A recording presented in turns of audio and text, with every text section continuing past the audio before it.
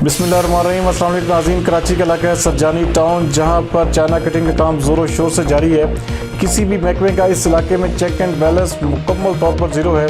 हमारे नुमाइंदा एक्सोसी जावेद इब्राहिम मगी के मुताबिक यहाँ पर कोई देखने और पूछने वाला नहीं।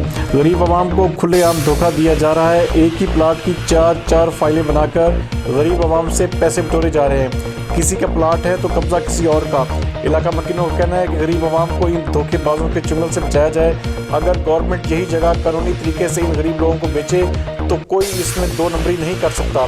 लेकिन यहाँ पर सारे का सारा सिस्टम आपस में मिला हुआ है। किसको गलत कहा जाए किसको सही, सब के सब बहती गंगा में हाथ धोने में मसरूफ़ है। लैंड ग्रेबर्स केडीए पुलिस मुकम्मल तौर पर मिली हुई है। इलाका मकीनों ने कराची के कमिश्नर से इंसाफ की अपील की है। सारी सरकारी ज़मीनें खैर मोहम्मद गोड भी ये 30 साल सरकारी ज़मीन थी। 30 साल सरकारी ज़मीन थी जो इन लोगों ने बेच के, कोई बोल रहा है मेरी अम्मा के नाम पे, कोई बोल रहा है मेरे अब्बा के नाम पे। भाई ये ज़मीन गवर्नमेंट की है या इनकी है? अभी यहाँ खड़े हो जाओ तो गवर्नमेंट बोलती हमारी है। अच्छा, ये जैसे इनका रोज़ी गोट है, और ये रोज़ी गोट कितने अराजी पे मुश्तगिल है? कितनी अराजी है इसकी?